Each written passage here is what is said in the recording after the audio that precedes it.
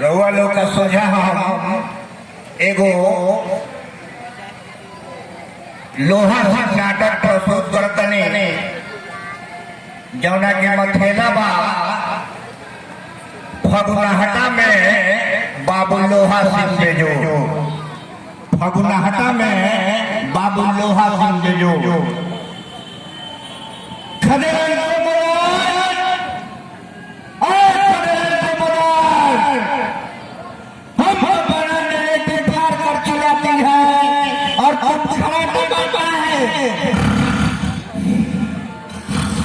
अभी तुम्हारा मैं क्या चना तोड़ में मानता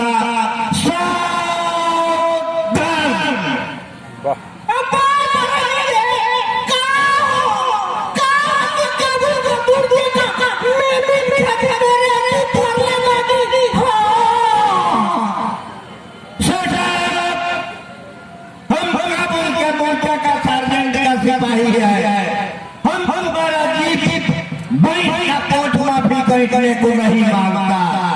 आज हमारा बाबा घोड़नाथ के प्रांगण में भोजपुरी भाषी के बूढ़ जवान लड़का सयान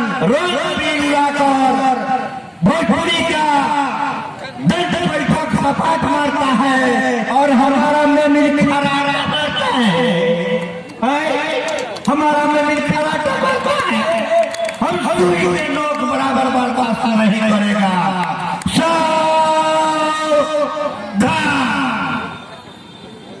बाबू लोहा सिंह पे जोर, बाबू लोहा सिंह पे जोर। अरे बाबा हो फाटक बाबा आई आओ, आई आओ। हम गोर नहीं लागने मांगता, हम सैनिक मारता है। खुश रहो, खुश रहा जजमान। जबासे का बीच का बगल का कोना में हमारा कहेंगे जजमान। दोनों बराबर में काहे भी ठोठी होता जजमानी, काहे भी ठोठी होता जजमानी।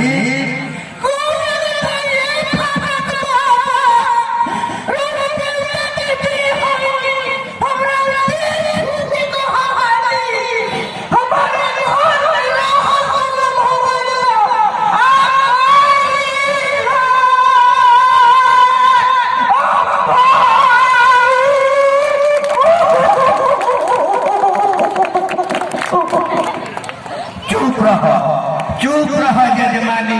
जबासे का बीच का बगल का कोना में हमारा कहेंगे जजमान कोनो भूत कहता नहीं, जजमान कोनो भूत कहता नहीं। आज नारी जागरण करे के बा, है नारी लोग के जगावे के बा। ओमे तोहरो कदम से कदम मिला के चले के बा। कोई नहीं जानता है, कोई नहीं जानता है जग में कभी लोहा सिंह पति तुम्हारो। कौन नहीं जानता है जग में कभी लोहा सिंह पति तुम्हारो।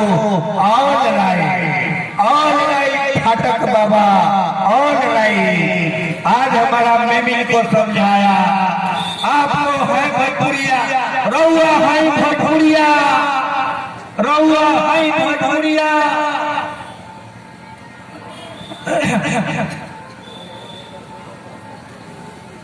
रउआ है भोजपुरिया, मत रही घबराहट में। रउआ है भोजपुरिया, मत रही घबराहट में। छाती उतार के चली 10 मार्च के फगुनाहट में, 10 मार्च के फगुनाहट में। खाली अबीर मधुराई, खाली अबीर मधुराई भोजपुरिया फगुनाहट में, खाली अबीर मधुराई भोजपुरिया फगुनाहट में। रउआ है भोजपुरिया, मत रही घबराहट में। छाती उतान करके चली 10 मार्च के फगुनाहट में। यहाँ इंडिया में भाजपा के सरकार बा, यहाँ इंडिया में भाजपा के सरकार बा। हमनी का 8वां सूची में भोजपुरी के सरकार बा। यहाँ इंडिया में भाजपा के सरकार बा, हमनी का 8वां सूची में भोजपुरी के सरकार बा। डीजल गारा सारा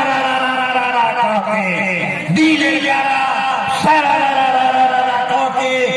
सब भोजपुरिया एक साथे रह के, सब भोजपुरिया एक साथे रह के रंग अबीर उड़ा देवे के बा, रंग अबीर उड़ा देवे के बा, अब भोजपुरी के आत्मा सूची में ढुका देवे के बा, रंग अबीर उड़ा देवे के बा, अब भोजपुरी के आत्मा सूची में ढुका देवे के बा। डॉक्टर चंद्रदेव बेजोर जी यही भगनाहट में, डॉक्टर चंद्रदेव बेजोर जी यही भगनाहट में रउआ है भोजपुरिया मत रही घबराहट में, छाती उतान करके चली 10 मार्च के भगनाहट में। जय हिंद, जय भारत, जय भोजपुरी भारती, जय भोजपुरी भारती। वाह वाह, बहुत सुंदर, बहुत सुंदर।